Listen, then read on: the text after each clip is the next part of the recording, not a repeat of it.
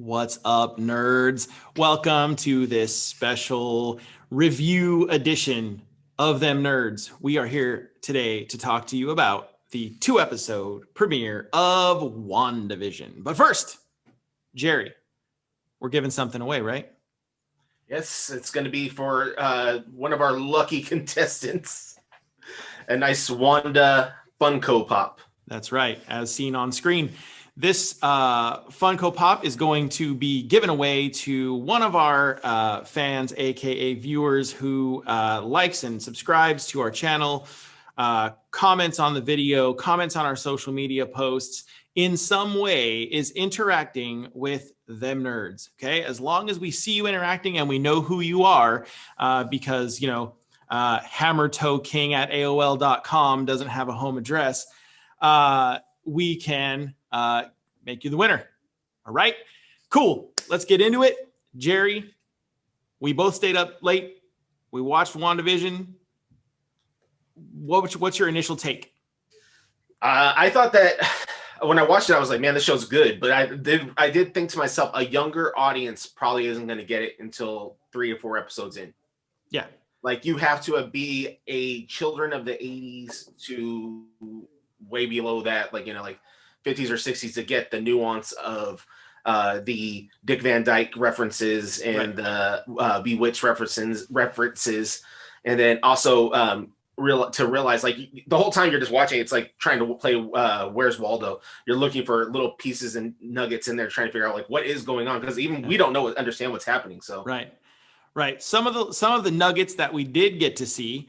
First of all, they have these really cool commercials that are like, era specific. We had the toaster made by Stark Industries, right? Yeah. And then we had the watch with the Hydra logo made by Strucker. I think they missed the boat on that. I think Strucker should have been a fragrance for men. Oh yeah, that would have been good. Yeah, Strucker. Yeah. I think that's like one of those things too. Like, you start trying to dig in, like, well, the toaster of it kind of makes sense because of, Iron Man being, right. Iron Man. It looked a little Ultron-ish to me. Yeah. The toaster. Yeah. Because it appeared to have eyes and everything else. I have a feeling that Marvel is just trolling the shit out of us. Yeah. I also thought it was neat for that one particular commercial, how it's all black and white except for the red light, which is blinking. And then I thought to myself, how many people in there were trying to break the Morse code of the beeps? Oh, for sure. Yeah. I would imagine that you could find, the translation on Twitter as we speak. I have a feeling that they're like putting this stuff in here just as like a cool nod back to like other things that have happened in the MCU. So like casual fans are going to see that and be like, oh, Strucker, wasn't he another character? But people like us are going to be like, what does this mean? Is Hydra involved? Where's Strucker? Tony Stark coming back as a toaster. Confirmed.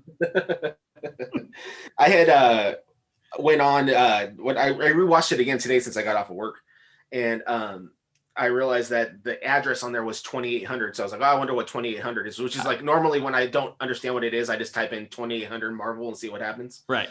And so it popped up. 2800 was a alternate reality Earth in Marvel, where Wanda and Vision create their own form of the Avengers. As soon as I saw the address number, I was like, I need to look that up. Yeah. I'm glad you did, because you saved me. Especially because they panned onto it. Like, they made sure multiple times. Yeah, to show you what it was. Right. They showed it on the house. They showed it on the mailbox. Yeah. And so I think, like, the amount of attention to detail that they played to the actual show to keep it as authentic to the originals as possible. When Agatha is walking out the door, Agnes in the movie or in the show's walking out the door, she says, "Oh my God, this is gonna be a real gas." Like, it's like real dialogue that would have been in the actual TV shows. Yeah. Or being like, oh, I just always have something simple for a nice 4-course meal. It's like they have the the recipe cards and everything else, and then keeping it authentic to the way when we watched Bewitched when we were little, where you would actually could see the strings of things moving around and everything else. I honestly, the Agnes character, who's we assume is going to be related to Agatha Harkness some way. Yeah. Her character was like one of my favorite parts, because I knowing that she's probably related to this like classic villain, I just found myself watching her and like watching her facial expressions and like listening to what she was saying to try to like catch some kind of a hint. But Yeah. she was just having a good time with the old timey dialogue. Yeah. I think that, it's this idea that maybe she's in on it, because you can see some of the characters seem like they're not in on the idea of what's going on. Even the character who's going to be playing Monica Rambeau, she seems like when you get into episode 2, she's introduced. She seems like she's aware that everything going on shouldn't be going on, but hasn't put together what is not going on, or what is, what's changed. Right. And that was like a common theme between the first 2 episodes. Was you had things that were like out of place, like the boss like pounding on the table and being like, trying to get information. It was out of place. And then for him to choke and the wife to be like, stop it. And like being like kind of weird. That whole scene was like kind of surreal.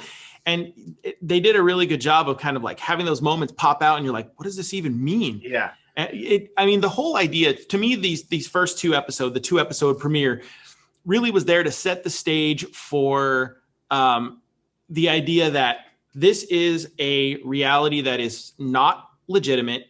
It's falling apart, and we need to be looking for the little holes to see what's happening. Right. The actual world is bleeding through. Yeah. And she's noticing it. That they did it in a clever way to have her be like, stop it. What do you think is her telling her husband stop choking like he's playing around too much kind of thing? But then you realize she's actually telling her to stop it, and there's almost like a look of terror in her face. The more times she says stop it, it stops going from being funny to being like terrified at the idea of what's going on. Right. That scene to me, like when I was trying to figure out what was going on in that scene, I imagine Wanda being like restrained somewhere, and she's using her powers to like choke somebody who, I assume that guy is actually like a scientist or a doctor or something. And then the wife is also a scientist or a doctor. And she's like trying to get her to stop choking, the doctor. But yeah, I think that, being a person who especially enjoys like, other sci-fi, I think that when you see anybody who is being put into medically induced comas or anything like that, they always try to figure out a way to find a point where they can, register it and be able to get themselves back to realizing, no, this is what's going on isn't real. And I think that's the whole point of the calendar having the heart on it. You need to pay attention to Mr. Hart. He's an important aspect of what's going on.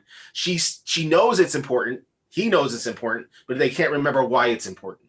Right. And so you think, oh, it's because he's coming to a meeting. But in reality, maybe it's like, if you want this all to end, you got to take care of him.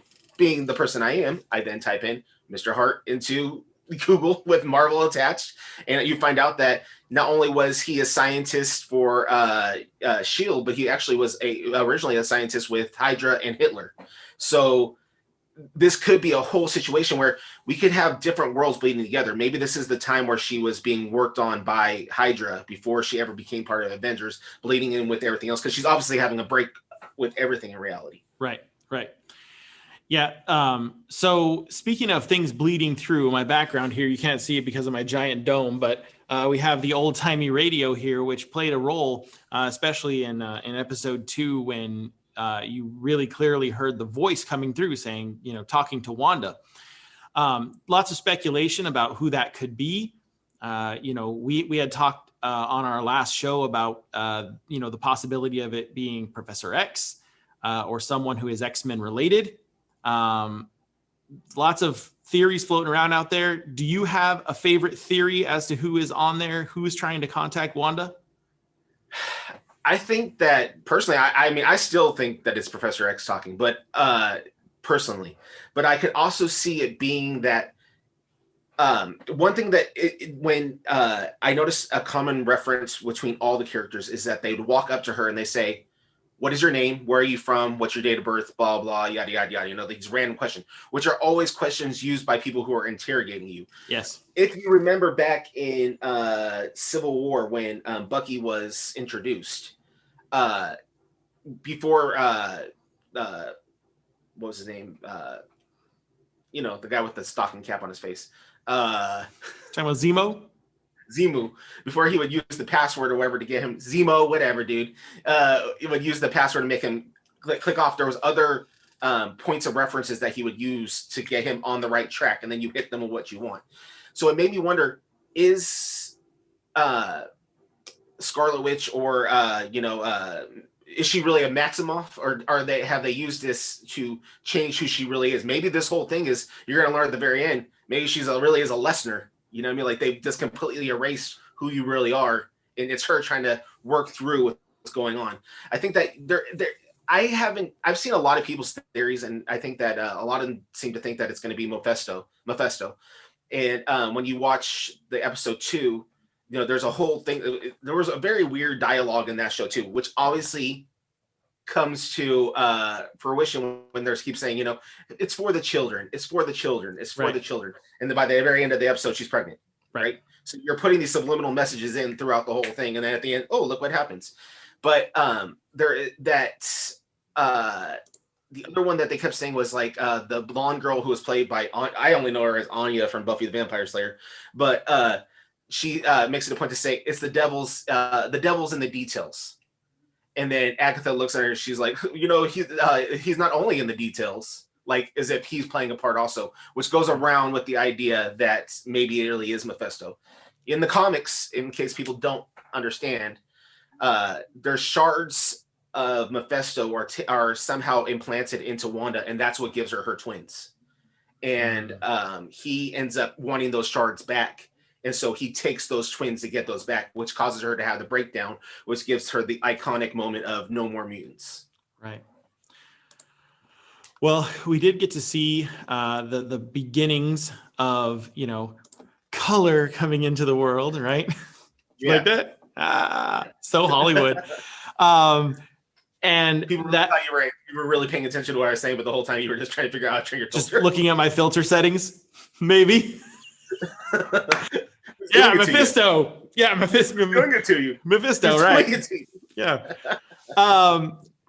No, I don't know if they're gonna go like. I think because we are like waiting for all these different characters to be introduced, we're always going for that kind of extreme thing, like, oh, it's gonna be Professor X. Oh, it's gonna be Mephisto. I saw a theory online that this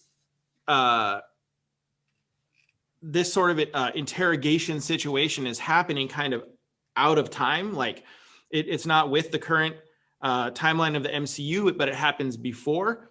And that the voice on the radio is actually Captain America. Because he's bouncing around through time trying to fix stuff, and he takes up a little side mission. In a completely unrelated note, the whole internet has been bouncing around this rumor that Steve Rogers is returning to the MCU in some capacity. So that's yet a third path. If it's not Professor X, it's not Mephisto. Could it be Cap bouncing around in time? It's possible. Hey, I don't know.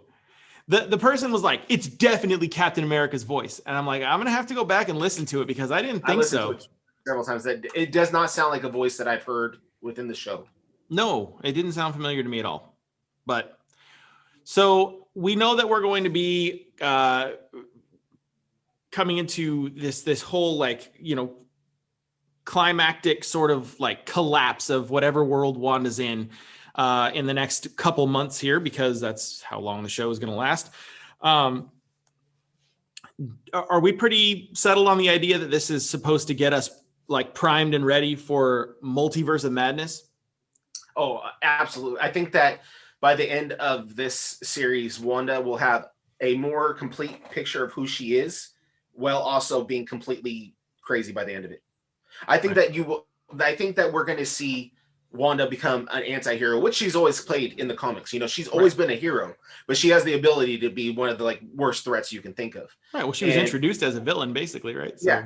Yeah, and you can see that kind of in the second episode at the very end. When they hear that boom again, which I immediately texted you when I kept hearing this boom. And you just keep, in the second episode, I think it's 3 booms in the very beginning. You have another boom at the very end. It's like a constant booming. And so I said, I think that they're bombing, trying to get inside of that red shell that we've seen from these trailers.